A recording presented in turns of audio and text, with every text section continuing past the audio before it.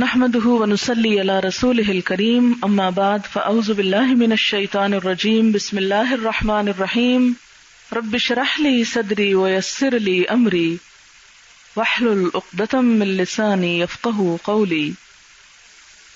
قوم سبا کا واقعہ۔ آپ میں سے کوئی جانتا ہے سبا کے بارے میں؟ کیا تھے یہ لوگ، کون تھے؟ کوئی تاریخ معلوم ہے کسی کو کہ نہیں معلوم؟ چلے مختصراً پہلے بتاتی ہوں، پھر تفسیر کر کے ذرا ڈیٹیل میں بتاؤں گی انشاءاللہ۔ سبا قدیم زمانے کی ایک بہت ترقی یافتہ قوم تھی، اور اس قوم کا وجود حضرت سلیمان علیہ السلام کے دور میں بھی تھا، اس لیے ان دونوں کا ذکر ساتھ ساتھ کیا گیا ہے اس کی مناسبت سے۔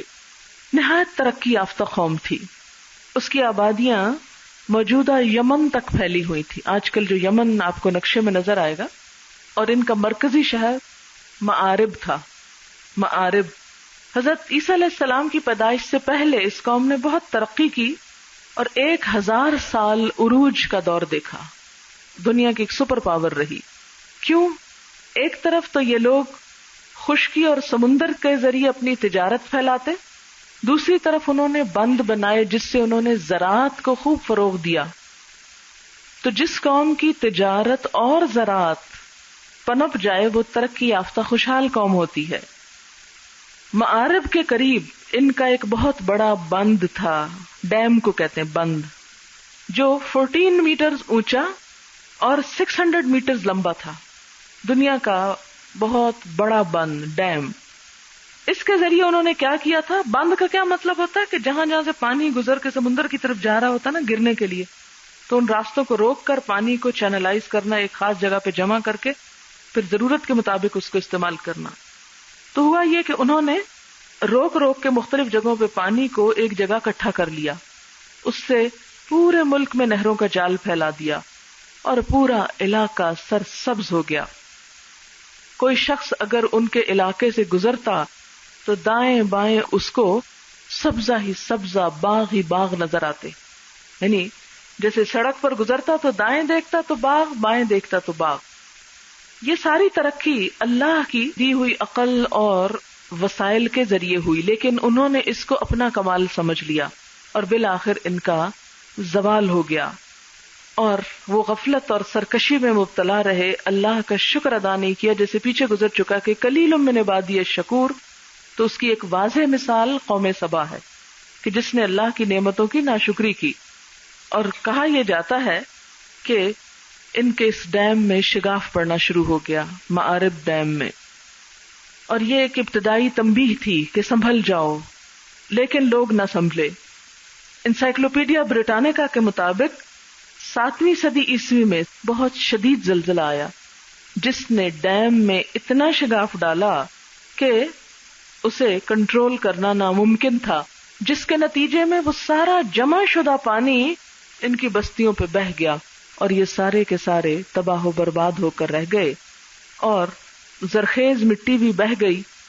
یاد رکھیں اس قوم کے اس وقت میں جہاں یہ پہلے سورج کی پجاری تھی، وہاں حضرت سلیمان علیہ السلام کی تبلیغ کی وجہ سے یہ قوم مسلمان بھی ہو گئی تھی، اور اسلام کے باوجود ان کے اندر ناشکری تھی، جسے ہمارے ہاں آپ دیکھیں گے کہ ناشکری بہت ہے۔ مجھے جو دوسری قوموں اور اپنی قوم کے درمیان ایک خاص چیز نظر آتی ہے وہ یہ کہ ہمارے کلچر میں ہر بندہ ناشکری کی باتیں کرتے ہوئے ملتا ہے، ہر بندہ یہ سوچ رکھتے ہوئے ملتا ہے کہ ہمارے پاس کیا نہیں، کیا کمی ہے، یہ کم سوچتے کہ کیا ہے۔ آپ اگر ایک سروے کریں، ایک کویسچنئر بنا کر کہ آپ کے غم کیا کیا ہیں، آپ ہر وقت کیا سوچتے ہیں، آپ کی زندگی میں خوشی کے اسباب کیا ہیں، آپ اپنی موجودہ زندگی پر کیا مطمئن ہیں، 100% مطمئن ہے یا 50%، یا بالکل مطمئن نہیں، اور اگر غیر مطمئن ہے تو اس کی وجہ کیا ہے۔ اور پھر اس میں آپ یہ بھی شامل کر سکتے ہیں کہ آپ کے پاس کیا کچھ ہے، کیا آپ اپنا گھر اون کرتے ہیں، کیا آپ شادی شدہ ہیں، کیا آپ کے بچے ہیں، کیا آپ کا بزنس ہے۔ تو جتنے لوگ ایسے ہوں کہ جن کا اپنا گھر بھی ہو، بزنس بھی ہو، بچے بھی ہوں، شوہر بھی ہو، یا شوہر کے پاس بیوی بھی ہو، اور پھر اگر ان کا نتیجہ یہ ہو کہ وہ غیر مطمئن ہیں تو اس کی بنیادی وجہ کیا ہے؟ ناشکراپن. قلیل من عبادی الشکور. اور اس میں بھی ریشو عورتوں کا زیادہ ہائی ہوگا مردوں کی نسبت. کیوں؟ نبی صلی اللہ علیہ وسلم نے فرمایا کہ میں نے تمہاری اکثریت کو جہنم میں دیکھا ہے، اور اس میں ایک وجہ یہ کہ شوہروں کی ناشکری، کہ جو مل رہا ہے ان سے اس پہ کوئی قدر نہیں، اور جو نہیں مل رہا ہر وقت اسی کا غم. جیسے آپ نے فرمایا کہ بن بیاہی بیٹھی ہوئی تھی، پھر اللہ نے اس کو شوہر دیا، رزق دیا، بال بچے دیے، اور پھر اگر ایک بات نہیں پوری ہوتی کہتی ہے کہ مجھے تو کچھ بھی نہیں ملا. میں نے اکثر یہ دیکھا ہے کہ لڑکیاں خوشی خوشی شادی کرتی ہیں، شوق سے انتظار میں ہوتی ہیں کب رشتہ آئے، پریشانی لاحق رہتی ہے، ہر وقت غم لاحق ہے، شادی نہیں ہو رہی، سب کام پینڈنگ ہے کہ شادی ہوگی تو کام شروع کریں. چلے ہو گئی کسی طرح، چند دن تو زیوروں کی نمائش اور کپڑوں کی نمائش اور کھانے پینے میں گزرے. اب آئیں ذمہ داریاں زندگی کی، اب شوہر بھی برا ہو گیا، گھر بھی اچھا نہیں، سسرال بھی اچھا نہیں، سب برے ہو گئے. اور پھر پچھلی لائف سے کمپیئر کرنے لگتے ہیں اپنے آپ کو، کبھی باپ سے شوہر کو، کبھی گھر سے اس گھر کو، کبھی اپنے سٹائل کو ایک نئے سٹائل سے، اور اس میں کمپیئر کر کے رزلٹ کیا نکالتے ہیں؟ جو منفی چیزیں ہوتی ہیں ان کو سامنے رکھا جاتا ہے کہ یہ نہیں ہے، یہ کم سوچتے ہیں کہ کیا ہے، جس کے نتیجے میں عموماً لڑکیاں روتی دھوتی، بد مزاج، بد اخلاق ہوتی چلی جاتی، اور بالآخر ساری زندگی کی بیماریاں مول لے لیتی. آج کل میں اس پہ بہت سوچ رہی ہوں کہ اس چیز کی اصلاح کیسے کی جائے، کیونکہ ہر دوسرا قصہ مجھے ایسا ہی نظر آتا ہے، اور میں واقعی اس پر سیریس ہوں کہ کم از کم آپ لوگ جب شادی کے بعد اپنے گھروں کو جائیں تو آپ نے بڑے بڑے کام کرنے ہیں. اگر آپ چھوٹی چھوٹی چیزوں پہ رونے بیٹھ گئے نا، آپ کچھ نہیں کر سکیں گے. یہ بے جا کے غم جو شیطان خوف دلاتا ہے اور غمگین کرتا ہے انسان کو، یہ آپ کو بیکار کر دے گا. تو اس کی اصلاح ہونی چاہیے، کیونکہ میں نے یہ دیکھا ہے کہ ایسی نیولی میرڈ لڑکیاں جب بہت پریشان ہوتی ہیں، اگر ان کی سنو ایک اور سٹوری ہے، ان کی ساس اور ان کے سسرال کا سنو تو بالکل ایک اور سٹوری ہے.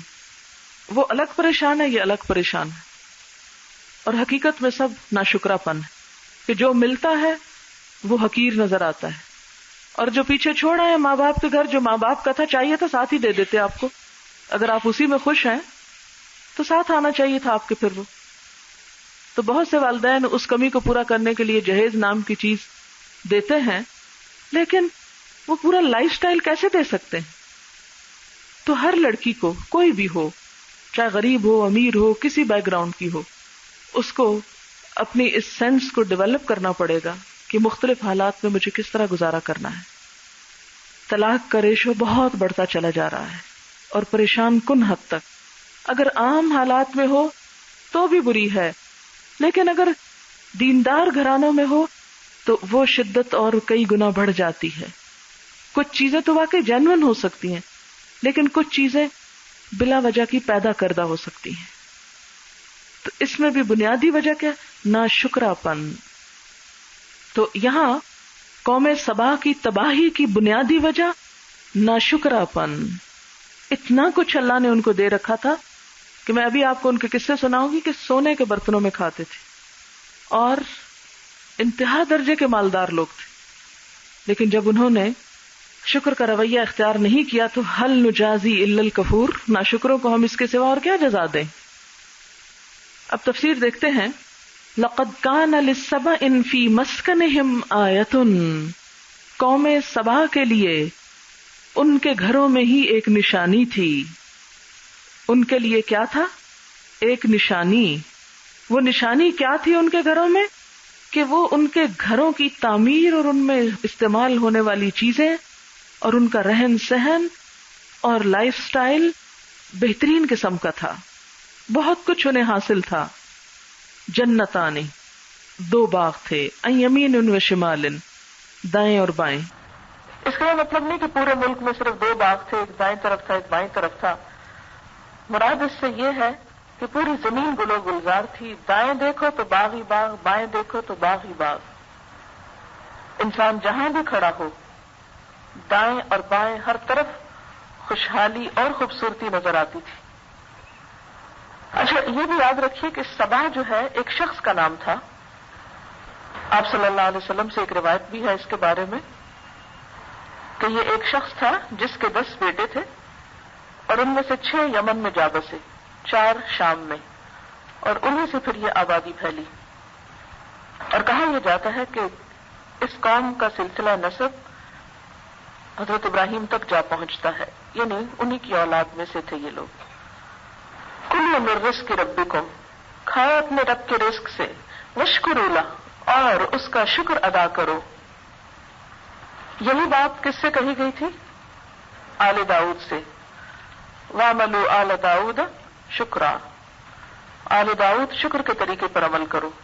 وہ شکر گزار ہوئے لیکن قوم سبا نے رب کی بات نہ مانی. بلدۃ طیبہ، عمدہ شہر، عمدہ ملک. عمدہ کیوں؟ پھلوں کی کثرت، باغوں کی کثرت، آب و ہوا کی عمدگی، کیونکہ جہاں پر گرینری زیادہ ہوتی ہے وہاں کی آب و ہوا بھی اچھی ہوتی، اور جہاں لوگوں کو کھانے کے لیے بہترین قسم کا فروٹ ملے تو صحت بھی اچھی ہوتی. اسی وجہ سے اس کو بلدۃ طیبہ کہا گیا. اس کے علاوہ کہا جاتا ہے کہ یہ علاقے موذی جانوروں اور مکھیوں مچھروں وغیرہ سے بھی پاک تھے. آب و ہوا بہت خوشگوار تھی. ورب الغفور، اور بخشش فرمانے والا رب جو تم پہ رحمتیں بھیج رہا ہے. تم یہ سب کچھ لو جس رب نے تمہیں یہ نعمتیں دیں، ان نعمتوں کو استعمال کرو لیکن ساتھ اس کا شکر بھی ادا کرو. لیکن وہ شکر ادا کرنا بھول گئے. فأعرضوا، انہوں نے منہ موڑ لیا. فأرسلنا علیہم، تو ہم نے بھی بھیج دیا ان پر سیل العرم، بنتور سیلاب. عرم جو ہے جنوبی عرب کی زبان میں ارمن سے ماخوذ ہے. اس کا معنی ہوتا ہے بند. یمن کے کھنڈروں میں جو قدیم کتبات ملتے ہیں ان میں یہ لفظ بکثرت سے استعمال ہوا ہے. اور سیل العرم سے مراد وہ سیلاب جو کسی بند کے ٹوٹنے سے آئے. اشارہ ہے سد معرب یا معرب ڈیم کی طرف جو ایک زلزلے سے اس بری طرح تباہ ہوا کہ دوبارہ بننے کے لائق نہ رہا، اور اس کی وجہ سے اس کا سارا پانی اسی علاقے کو برباد کرنے کے لیے کافی ہو گیا. یہاں آپ دیکھیے کہ اس سیلاب، اس زلزلے، اس طوفان، ان سب چیزوں کا واضح سبب اللہ تعالیٰ کس کو بتا رہے ہیں؟ فأعرضوا، ان کے اعراض کو، اللہ تعالیٰ سے بے رخی کو، ناشکری کو. لیکن عام طور پر جب یہ آفات اور مصیبتیں آتی ہیں تو ہم میں سے کتنے لوگ ہیں کہ جو اس کو اللہ تعالیٰ کی ناراضگی سمجھے. فأعرضوا فأرسلنا علیہم سیل العرم، ہم نے بھیجا ان پر بنتور سیلاب. وبدلناہم بجنتیہم جنتین، اور بدل دیے ہم نے ان کو 2 باغوں کے بدلے 2 اور باغ. پہلے 2 عمدہ خوبصورت باغوں کی بجائے 2 اور باغ دیے. وہ کون سے باغ تھے؟ ذواتی اکل خمط، بدمزہ پھلوں والے. پہلے عمدہ پھلوں والے تھے اور اب بدمزہ پھلوں والے. خیم تا، خمط کہتے ہیں ہر کھٹی یا کڑوی چیز کے لیے، یعنی کچے، کھٹے، کڑوے، کسیلے پھل. اکلی پھل کو کہتے ہیں، میوے. زواتی جیسے زو ہوتا ہے نا، زو، زا، زی، اسی طرح زواتی تسنیہ کے لیے، جنتی کے عوض. وَأَصْلٍ، اور جھاؤ کے درخت. اصل کہتے ہیں مضبوط جڑ والے پودے کو. جھاؤ کا درخت جس کی لکڑی عموماً فرنیچر وغیرہ بنانے کے کام بھی آتی ہے، یعنی پھلوں کے درختوں کی بجائے دوسرے درختوں کا ہے. وَشَيْءٍ، اور کوئی چیز یا کچھ چیز، مِن صِدْرٍ قلیل، تھوڑی بہت بیریوں میں سے. بیریوں کے درخت تھے جن میں تھوڑا بہت پھل لگتا تھا، بس یہی پھل اب ان کے لیے رہ گئے. ذالک، یہ جزیناہم، ہم نے ان کو جزا دی تھی، ہم نے ان کو بدلہ دیا تھا. کس بات کا؟ بما کفروا، بوجہ اس کے جو انہوں نے ناشکری کی تھی.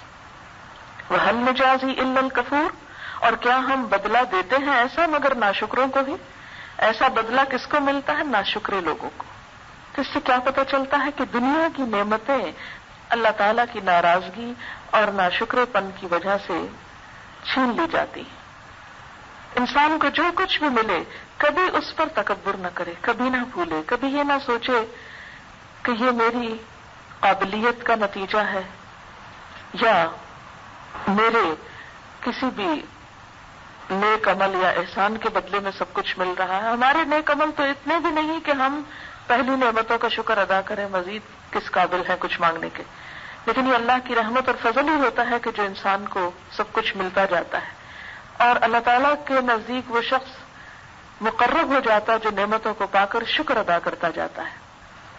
وجعلنا بینہم، اور بنا دی تھی ہم نے ان کے درمیان، وبین القری، اور ان بستیوں کے درمیان، التی بارکنا فیہا، جن میں ہم نے برکت ڈالی، اشارہ ہے شام کی بستیوں کی طرف، قرى ظاہرہ، کچھ نمایاں بستیاں بسا دی تھی، یعنی ایک دوسرے سے ملی ہوئی. کہتے ہیں 4700 تعداد بتائی گئی ہے ان کی. اب آپ سوچ رہے ہوں گے کہ اس روٹ کا خاص طور پہ ذکر کیوں کیا جا رہا ہے. جیسے تھوڑی دیر پہلے میں نے حدیث کوٹ کی جس میں آتا ہے کہ ایک شخص جس کا نام سبا تھا، اس کے 10 بیٹے تھے، جس میں سے 6 یمن کی طرف چلے گئے اور 4 شام کی طرف. اب ان کی رشتہ داری بن گئی نا آپس میں. تو عموماً کیا ہوتا ہے کہ جب رشتہ دار کچھ ایک علاقے میں بسے کچھ دوسرے میں، پھر ان کے درمیان آنا جانا لگ جاتا ہے. تو ہو سکتا ہے یہی سبب ہو کہ ان کی ٹریفک زیادہ سے زیادہ ان 2 علاقوں میں جاتی تھی. اور دوسرا یہ بھی کہ ویسے بھی یہ ایک ٹریڈ روٹ بن چکا تھا. فلسطین کا علاقہ بھی بہت زرخیز تھا اور یہ علاقہ بھی. تو ظاہر ہے کہ آباد علاقے ایک دوسرے سے خواہ وہ کتنے ہی دور ہوں ایک تعلق رکھتے ہیں. تو اللہ تعالیٰ نے ان کے اس سفر کو بہت آسان کر دیا.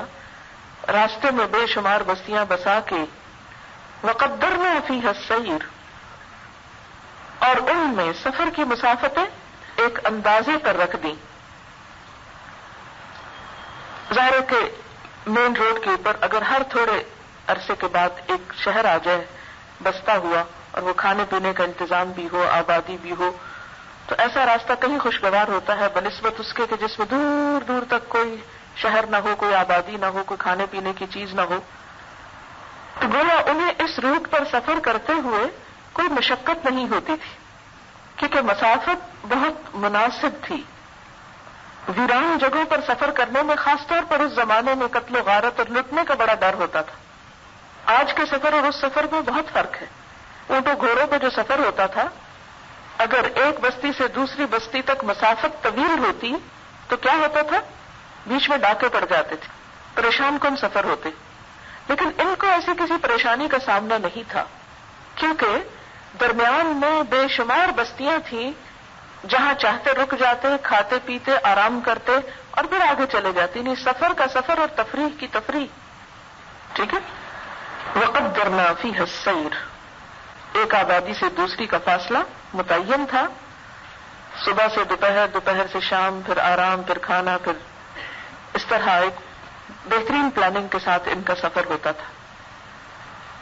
سیروا فیہا لیالی و ایاما آمنین، چلو پھرو ان میں راتوں کو بھی اور دن کو بھی امن سے رہنے والے. آپ کو پتہ ہے کہ عربوں کے ہاں خاص طور پر سفر میں بہت دقتیں تھیں کہ دن کو شدید گرمی ہوتی تو زیادہ نہیں چل سکتے تھے، کیونکہ جانور تھک جاتے نا، تپتی دھوپ میں کوئی بادل وادل نہیں، کوئی درخت نہیں، اور راتوں کو ڈاکے پڑتے تھے. ہمیں سفر انتہائی تکلیف دہ اور خطرناک چیز تھی. مگر ان کے لیے کیا تھا کہ رات ہو یا دن سفر بہت خوشگوار ہو گیا تھا.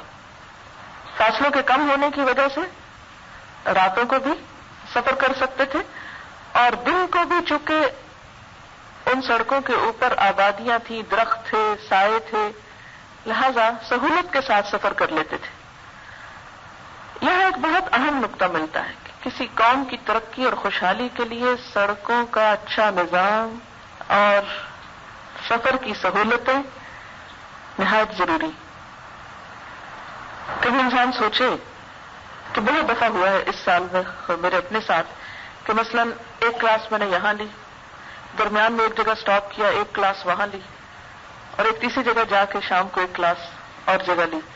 تو حیرت ہوتی ہے بعض اوقات کہ یہ اللہ تعالیٰ کی کتنی رحمت ہے کہ اس نے سفر کے ذرائع آسان کر دیے کہ کم سے کم وقت میں زیادہ سے زیادہ کام انسان کر سکتا ہے. یہی اگر سفر پیدل ہوتے یا اونٹوں گھوڑوں پہ ہوتے اور کئی کئی دن لگ جاتے تو ہم یہ سب کچھ نہ کر سکتے. لیکن ان نعمتوں سے ہم نے اپنے دین کے لیے کتنا فائدہ اٹھایا ہے. ہم سب کو سوچنا چاہیے کہ جب سہولتیں زیادہ ہوئیں، آرام زیادہ ہو گئے، نعمتیں زیادہ ملی، تو ہم اتنے ہی سست پڑ گئے. اللہ تعالیٰ کے پاس جا کر ہمارے پاس کیا جواب ہوگا کہ اس تیز رفتار زمانے میں ہم نے تیرے دین کے لیے کتنی تیزی اختیار کی. دنیا کے کاموں کے لیے آپ دیکھیں کہ لوگ کس قدر بھاگ دوڑ کرتے ہیں، لیکن اتنی ہی ترقی اور اتنی ہی تیزی دین کے لیے بھی ہونی چاہیے تھی. اور یہی نعمتوں پہ شکر ادا کرنا بھی ہے. یعنی شکر صرف زبان سے کہنا کہ اللہ تیرا بڑا شکر ہے، یہ بھی ہے شکر، لیکن حقیقی شکر کیا ہے؟ جیسے آل داؤد نے کیا تھا کہ ان احکامات پر عمل بھی کیا اور وہ کام بھی کیا جو اللہ تعالیٰ چاہتے تھے. فقالوا، تو انہوں نے کہا، قوم سبا نے، ربنا باعد بین اسفارنا، اللہ ہمارے سفروں کی مسافتیں لمبی کر دے. یہ نہیں کہ زبان سے کہا، زبان سے تو کوئی نہیں کہتا کہ اللہ ہماری نعمت چھین لے، ہم سے واپس لے لے، ہم نہیں لینا چاہتے. اب یہ زبان حال سے کہہ رہے تھے، ناشکر پن سے اپنے عمل سے اظہار کر رہے تھے کہ ہم اس لائق نہیں کہ یہ سب کچھ ہم کو ملا رہے. اور جہاں جتنی زیادہ نعمت ہوتی ہے وہاں بربادی اتنی ہی زیادہ سنگین نظر آتی ہے. کہا جاتا ہے کہ یہ قوم اپنی بربادی کے بعد اس طرح منتشر ہوئی، اس طرح بکھری کہ عربوں کے ہاں ضرب المثل بن گئی. جب کسی قوم کے بکھرنے کا یا تفرقے کا ذکر آتا تو اس قوم کو بطور مثال پیش کیا جاتا. کہا جاتا تفرقوا ایدی سبا، ایسے پراگندہ ہوئے جیسے قوم سبا پراگندہ ہو گئی، بکھر گئی. ومزقناہم کل ممزق، اور منتشر کر دیا ہم نے ان کو، تتر بتر کر دیا ہم نے ان کو، پوری طرح تتر بتر کرنا. مختلف قبیلے اپنا وطن چھوڑ چھوڑ کر عرب کے مختلف علاقوں میں چلے گئے. غسانیوں نے اردن اور شام کا رخ کیا، اوس اور خزرج کے قبیلے یثرب میں جا بسے، خزاع نے جدہ کے قریب تہامہ کے علاقے میں سکونت اختیار کی، ازد کا قبیلہ عمان میں جا کے آباد ہوا، لخم اور جزام کندہ میں آباد ہوئے، حتیٰ کہ سبا نام کی قوم دنیا میں باقی ہی نہ رہی. کبھی کبھی یہ جو پاکستان سے مائگریشن ہوتی ہے نا، جس سے پوچھو وہ کینیڈا جا رہا ہے، وہ فلاں جگہ جا رہا ہے، فلاں جگہ جا رہا ہے. یعنی اس کثیر تعداد میں پچھلے عشرے میں، ڈیکیڈ میں مائگریشن ہوئی ہے کہ بعض اوقات تکلیف ہوتی ہے نا کہ ہمارا ٹیلنٹ بکھر گیا، ہماری قابلیتیں بکھر گئی، ہماری بزنس کرنے والی کمیونٹی بکھر گئی. ان سب حالات سے ہم سب کو عبرت پکڑنی چاہیے کہ ایسا کیوں ہو رہا ہے، وہ کیا حالات ہیں، وہ کیا اسباب ہیں کہ جس کی وجہ سے اسلامی جمہوریہ پاکستان میں لوگ رہنا نہیں چاہتے اور کوئی دلچسپی نہیں رہی ان کی اس میں. جس کو ذرا سہولت اور موقع میسر ہے وہی بھاگنے کی فکر میں ہے، اور جن کو نہیں وہ اس آرزو میں ہے کہ کوئی موقع ہاتھ آئے. کتنی قربانیاں کر کے یہ پاکستان لیا تھا، کتنی قربانیاں کر کے، سب کو معلوم ہے کیا کچھ چھوڑا تھا اس کے لیے، یہ دیس اور یہ خطہ بنانے کے لیے. لیکن آج ہم اور ہماری آئندہ نسلیں اس مقصد کو، ان قربانیوں کو، ان سب چیزوں کو بھولے جا رہی اور اپنے ہی ہاتھ سے اپنی جڑیں کاٹ رہے ہیں. تو یہ عموماً کب ہوتا ہے؟ جب اللہ تعالیٰ کی نعمتوں کی ناشکری ہوتی ہے، اپنے مقاصد کو بھول جایا جاتا ہے. کیونکہ ہم مقصد بھول گئے نا کہ یہ ملک کیوں لیا تھا، ہاں تو اور چیزوں میں پڑ گئے. تو وہ ترقی کیسے ہو سکتی، عروج کیسے ہو سکتا ہے؟ اللہ تعالیٰ کبھی کسی قوم کی حالت نہیں بدلتا جب تک لوگ خود کو نہ بدلیں. اس لیے ہر انڈیویجول کو بدلنا ہے. کسی نعمت کی کمی نہیں ہے یہاں، ہیومن ریسورس سے لے کر مادی ریسورسز میں ہر قسم کے ریسورسز، سمندر بھی ہیں، پہاڑ بھی ہیں، مائنز بھی ہیں، زراعت بھی ہے، افراد بھی ہیں. بلکہ کل ہی میں پڑھ رہی تھی کہ دنیا میں سب سے زیادہ اس وقت افراد کی جو تعداد بڑھنے کی ریشو ہے وہ پاکستان میں ہے، اور ہیومن ریسورس سب سے بڑا ریسورس ہوتا ہے. لیکن ان سب چیزوں کو ملا کر ہم نے کیا بنایا، کیا پیدا کیا؟ نفرتیں، اپنوں ہی کی جڑیں کاٹنا. ہم کب تک اس حال میں جئیں گے؟ اور اس سے فرار نہیں. یہ عقل مندی نہیں ہوتی کہ انسان صرف فرار حاصل کر لے، وہ تو بڑا آسان ہے. ان سب چیزوں کو دیکھتے ہوئے ان کی اصلاح کی فکر کرنا کہ آخر اس خطے پہ بھی جو جیتے ہیں ان کا بھی کوئی حق ہے.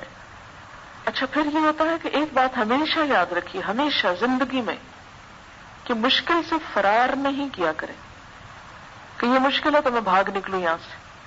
یہ حل نہیں ہوتا مشکل سے فرار، بلکہ پوری طرح کوشش کر کے ان حالات کی اصلاح جتنی بھی انسان کر سکے. ہجرت اسی وقت ہوتی ہے جب جان خطرے میں ہو. نبی صلی اللہ علیہ وسلم پر کتنے سال سختیاں اور تکلیفیں ہوتی رہیں، لیکن مائگریشن کس وقت ہوئی؟ آپ کو یاد ہے نا کہ آخری جو ایام تھے وہ آپ کی جان کے خطرے کے ہو گئے تھے، کہ ہر طرف سے سارے قبائل نے اتحاد کر لیا کہ مل کے اب ہم حملہ آور ہوں گے. اور آخری رات جس میں آپ صلی اللہ علیہ وسلم نکلے ہیں، اس آخری رات کیا تھا؟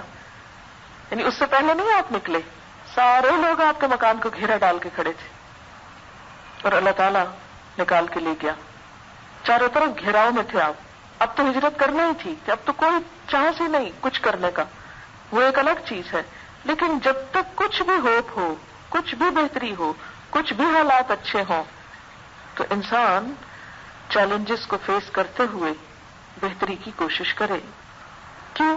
اس لیے کہ جہاں انسان کسی نئی جگہ جاتا ہے تو یہ مت سمجھے کہ وہاں ہر چیز میں امن ہے. وہاں اگر ایک مسئلہ حل ہوتا ہے نا تو دوسرے کئی مسائل کا دروازہ کھل جاتا ہے. میں کبھی دیکھتی ہوں کہ دنیا میں کتنی ہلچل ہے، کتنی بد نظمی ہے. یہاں ہوتے ہیں تو جیسے میں لوگوں کے بیچ میں ہوتی ہوں تو لوگ اکثر یہ باتیں کرتے سنائی دیتے ہیں کہ ہم فلاں جگہ جا رہے ہیں، فلاں جگہ جا رہے ہیں. جب میں باہر جاتی ہوں تو وہاں لوگ مشورہ کر رہے ہوتے ہیں کہ ہم پاکستان جا کے سیٹل ہونا چاہتے ہیں، ہم کو بتائیں کہ ہم کیا کریں. یہاں بڑے مسائل ہیں، بچوں کے بڑے مسائل، ان کی اخلاقی تربیت، ان کا ایمان، ان کا دین، ان کا بہت کچھ. ہم واپس جانا چاہتے ہیں، کس شہر میں جائیں، کس علاقے میں جائیں، کہاں رہیں. میں سوچتی تھی کہ دنیا میں چین تو پھر کہیں نہیں نا. یہاں والے سوچتے ہیں کس طرح بھاگیں، وہاں والے سوچتے ہیں کہاں جا کے رہیں، کہ یہاں بھی چین نہیں ہے. تو اصل بات یہ ہے کہ دنیا چین کی جگہ ہی نہیں ہے. جو اس کے چین کی تلاش میں رہے گا وہ کبھی چین نہیں پا سکتا. چین کی جگہ کہیں اور ہے. ہم نے محنت اس کے لیے کرنی ہے، گھر وہاں بنانا ہے. جو وہاں بنانے میں کامیاب ہو گیا وہی اصل کامیاب ہے. باقی یہ کہ جو ڈے ٹو ڈے لائف میں چیلنجز آتے رہے، صبر اور حوصلے کے ساتھ انسان ان کو برداشت کرتا رہے، مختلف اپرچونٹیز کو دیکھتا رہے، ایک نہیں تو دوسرا، دوسرا نہیں تو تیسرا، ایک رستہ بند ہوتا تو دوسرا، دوسرا نہیں تو اور. اللہ تعالیٰ کی اس دنیا میں امکانات ہر دم موجود رہتے ہیں. کل یوم ہوا فی شأن. ہر روز ایک نئی دنیا ہوتی، ایک نئی اپرچونٹی ہوتی. ہر کھلنے والا دن ایک نئے چانس کو لے کر آتا ہے. لیکن بات یہ ہے کہ ہم اس کو اویل کرنے والے ہوں، کبھی مایوسی کا شکار نہ ہو. آج اندھیرا ہے تو کل روشنی ہوگی اور ضرور ہوگی. امتحان دونوں ہی جگہ اور دونوں ہی وقت ہے. ضرورت کس بات کی ہے؟ ان فی ذلک لآیات لکل صبار شکور. صبر اور شکر کی. تکلیف دہ حالات ہوں تو صبار، اچھے حالات ہوں تو شکور. اس میں نشانیاں ہیں ہر اس شخص کے لیے جو بڑا صابر و شاکر ہو، جو نعمتیں پا کر آپے سے باہر نہ ہو جائے، خدا کو نہ بھولے، اس کے حقوق ادا کرے. تکلیف آئے تو اس سے شکوے نہ کرے، اس سے ناراض نہ ہو، برا نہ مانے. وَلَقَدْ صَدَّقَ عَلَيْهِمْ إِبْلِيسُ ظَنَّهُ. اور ابلیس نے ان کے بارے میں اپنے گمان کو سچ پایا. فَاتَّبَعُوهُ. تو انہوں نے اسی کی پیروی کی. إِلَّا فَرِيقٌ مِّنَ الْمُؤْمِنِينَ. مگر ایک گروہ مومنوں میں سے. اچھا، ابلیس نے اپنا گمان ان کے بارے میں درست پایا کیا؟ کہ میں اس قوم کو بہکا سکتا ہوں. اور ابلیس کا گمان سچ ثابت ہوا اور وہ واقعی اس کا نوالا بن گئے. فَاتَّبَعُوهُ. ان سب نے اسی کی پیروی کی. شیطان کا قول ہے نا کہ میں ابن آدم کو سبز باغ دکھاتا رہوں گا، غفلت میں رکھوں گا، طرح طرح سے دھوکے دوں گا، اپنے جال میں پھنسائے رکھوں گا. تو اس کے جواب میں اللہ تعالیٰ نے کیا فرمایا تھا؟ مجھے بھی اپنی عزت کی قسم، موت کے غرغرے سے پہلے جب کبھی وہ توبہ کرے گا میں توبہ قبول کر لوں گا، جب مجھے پکارے گا میں اس کی طرف متوجہ ہو جاؤں گا، جب مجھ سے معافی مانگے گا میں اسے معاف کر دوں گا، جب کچھ مجھ سے مانگے گا میں اس کو عطا کر دوں گا، جب مجھ سے بخشش مانگے گا میں اس کو بخش دوں گا. تو اس لیے مایوسی کی تو کوئی بات ہی نہیں رہ جاتی جب اللہ دینے والا ہے، جب وہ بخشنے والا ہے، جب وہ توبہ قبول کرنے والا ہے، جب وہ اپنے دامن میں ڈھانپ لینے والا ہے، اپنی رحمت میں لے لینے والا ہے. تو پھر انسان ابلیس کا شکار کیوں ہو؟ الا فریق من المومنین، لیکن یہ صفت مومنوں کو ہی نصیب ہوتی. یاد رکھیے کہ شیطان کا دخل، شیطان کو راستہ ملتا ہے جب انسان ایک سٹیبل اسٹیٹ آف مائنڈ میں نہیں ہوتا، شدید غصے میں، شدید غم میں، شدید مایوسی میں، شدید خواہشات کے غلبے میں. یہ سب ان یوزول حالات جو ہوتے ہیں انہی میں شیطان انسان پر قابو پاتا ہے. جو بھی انسان کا ایمان کمزور ہوتا ہے وہ آ کے جگہ بنا لیتا ہے. جب ایمان کا لیول ہائی ہوتا ہے تو اس کو موقع نہیں ملتا آنے کا، اور یہیں سے پھر وہ ہماری باغیں پکڑ لیتا ہے اور اپنی مرضی پہ چلانا شروع کر دیتا ہے. جب انسان کے اندر ایمان مضبوط ہوتا ہے تو انسان اپنے نکیل رب کے ہاتھ میں دیے رکھتا ہے. لیکن جب کمزور ہونے لگتا ہے، غم، غصے، مایوسی، خواہشات کا شکار ہوتا ہے تو سب کچھ اس کے ہاتھ میں پھر چلا جاتا ہے. ایسے ہی موقع انسان کے امتحان کے ہوتے ہیں، یاد رکھیے. وما كان له عليهم من سلطان، اور شیطان کا انسان پہ کوئی زور نہیں چل سکتا. الا لنعلم من يؤمن بالآخرہ، مگر تاکہ ہم جان لیں کہ آخرت پر ایمان کون رکھتا ہے. ممن هو منها فی شک، اس سے جو ہو اس کے بارے میں شک میں. یعنی ابلیس کو ان پہ کوئی زور نہ تھا، مگر جو کچھ ہوا وہ اس لیے ہوا کہ ہم یہ دیکھنا چاہتے تھے کہ کون آخرت کا ماننے والا ہے اور کون اس کی طرف سے شک میں پڑا ہوا ہے. اس سے کیا پتہ چلتا ہے کہ شیطان کو دور بھگانے والی پھر ایک ہی قوت ہے، اور وہ کیا قوت ہے کہ انسان کا آخرت پر پکا ایمان. وَرَبُّكَ عَلَىٰ كُلِّ شَيْءٍ حَفِيظٌ، تیرا رب ہر چیز پر نگران ہے. اچھا یہ کیسے؟ مثلا شدید غصے میں آپ ایک ایسا ایکشن لینا چاہتے ہیں کہ جس سے آپ کا دل تو ٹھنڈا ہو جائے مگر آپ ظلم کی حد کو چھو لیں. اب کون شخص خود کو روکے گا، پکڑ کے رکھے گا، کنٹرول کرے گا؟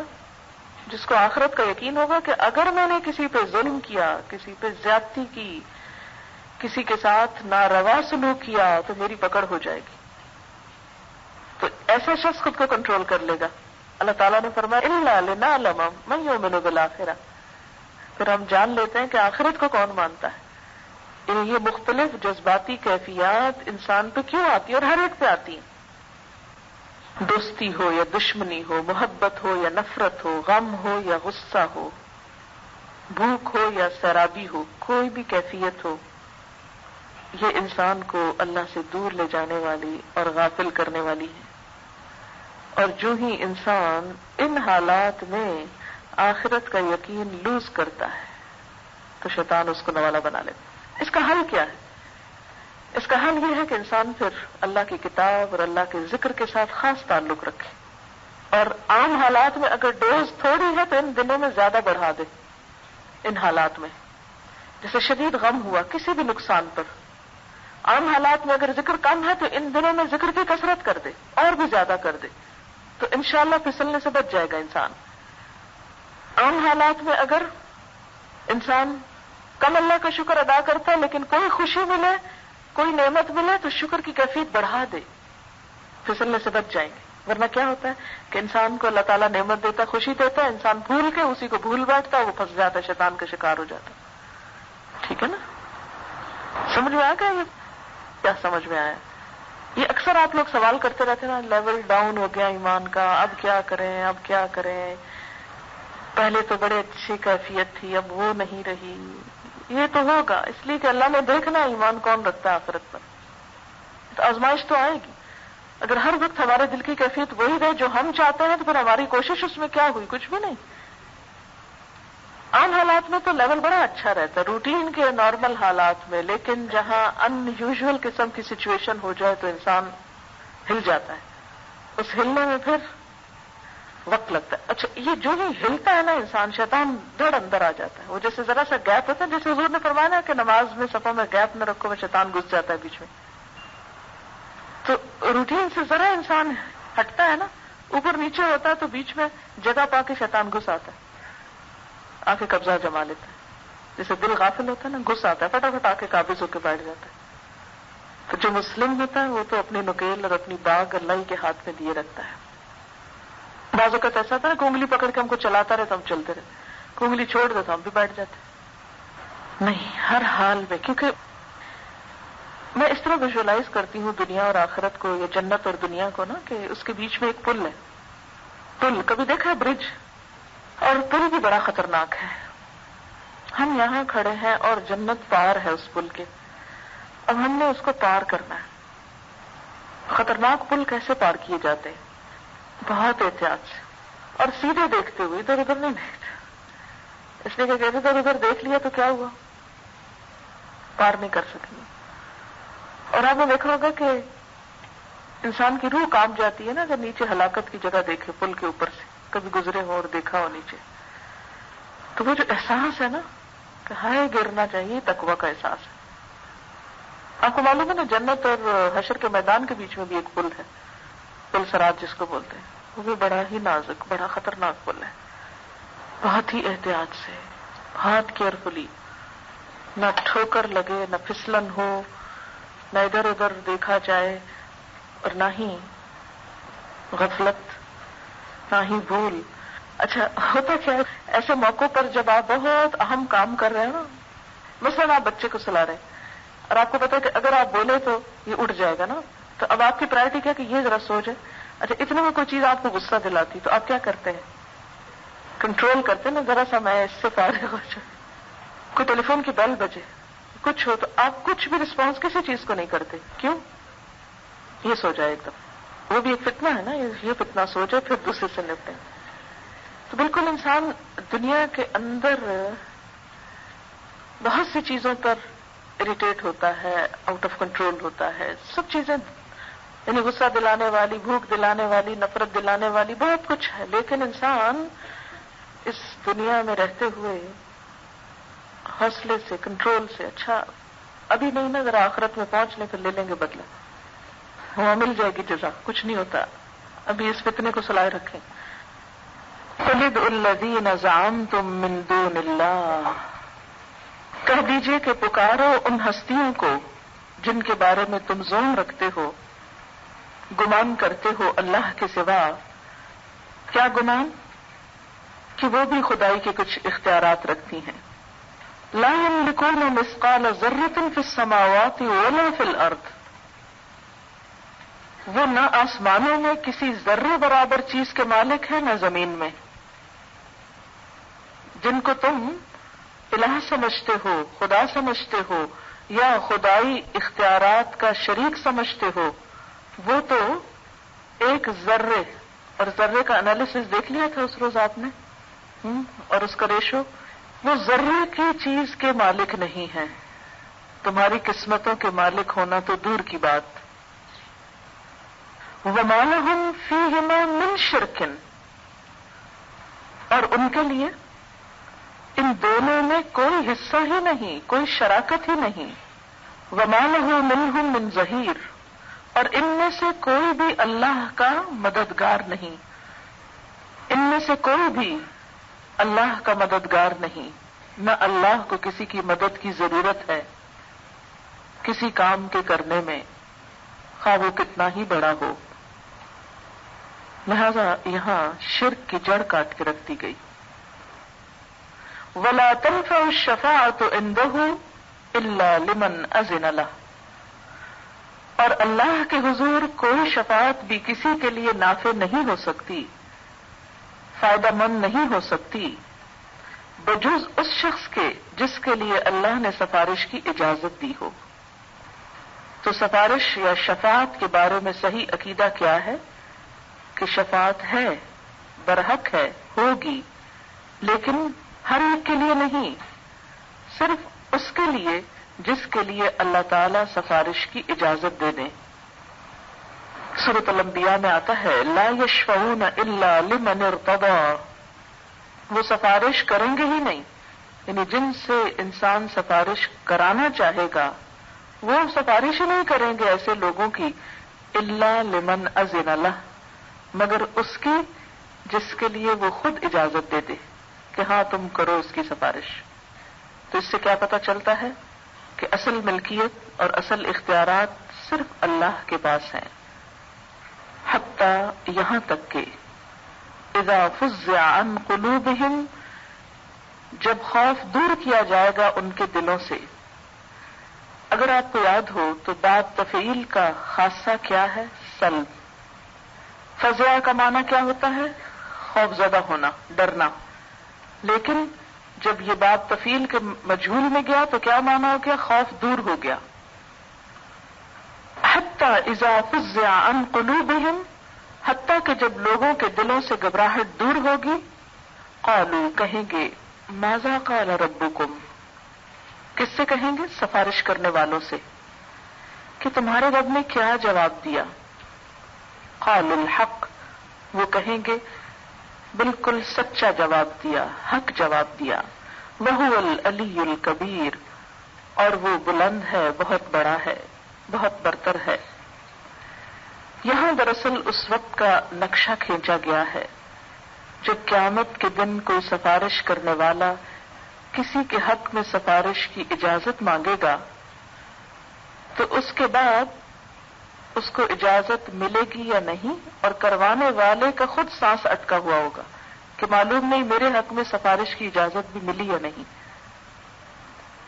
اور پھر اس درخواست کے بھیجنے کے بعد سفارش کرنے والا اور جس کی سفارش کی جا رہی ہے وہ دونوں انتہائی بے چینی کے عالم میں ہوں گے، انتہائی گھبراہٹ اور خوف کے عالم میں، ڈرتے کانپتے جواب کے منتظر کھڑے ہوں گے. سفارش کرنے والے کو گھبراہٹ کیا ہوگی کہ معلوم نہیں اس کو اجازت ملتی ہے یا نہیں، اور جس کے لیے کی جا رہی ہے اس کی گھبراہٹ کیوں؟ نمبر 1 کہ اجازت ملی میرے حق میں سفارش کرنے کی یا نہیں، اور نمبر 2 کہ کرنے کے بعد بھی قبول ہوتی ہے یا نہیں. اس سے کیا پتہ چلتا ہے کہ سفارش کا کسی کے پاس خود اختیار نہیں، کوئی زور نہیں، کوئی اس کا مالک نہیں.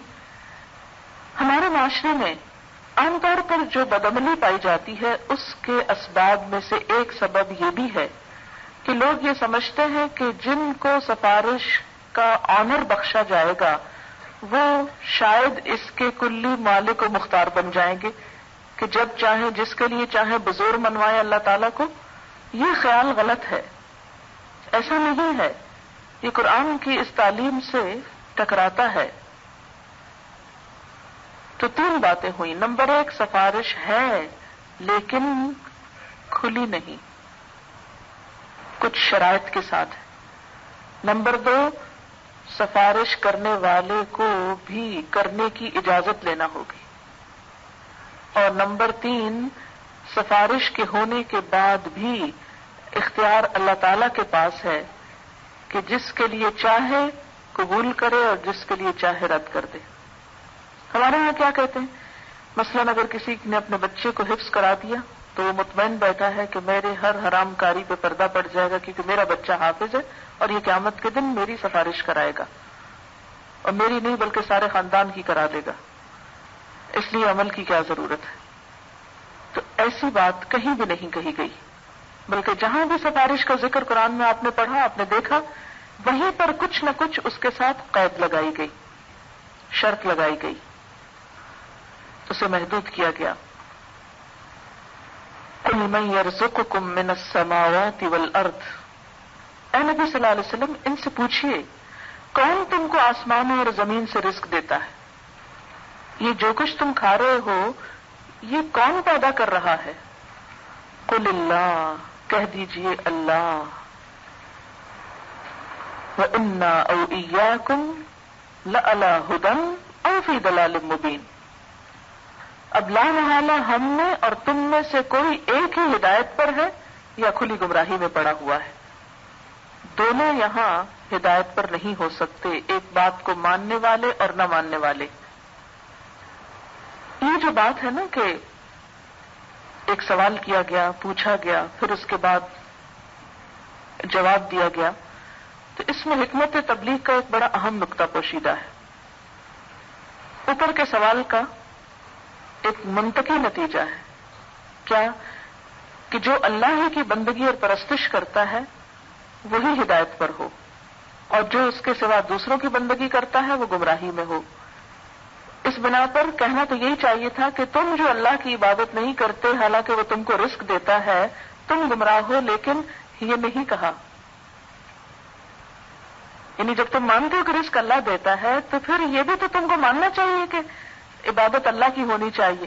اب اگر تم نہیں کر رہے اس کی عبادت تو پھر تم کھلی گمراہی میں مبتلا ہو. لیکن ایک داعی ایسے فتوے اور ایسی ججمنٹس نہیں پاس کرتا تبلیغ کرتے وقت. لوگوں کو کہے تم گمراہ ہو، تم فاسق ہو، تم فاجر ہو، تم بدکار ہو، ہرگز نہیں. وہ خود کو بیچ میں شریک کرتا ہے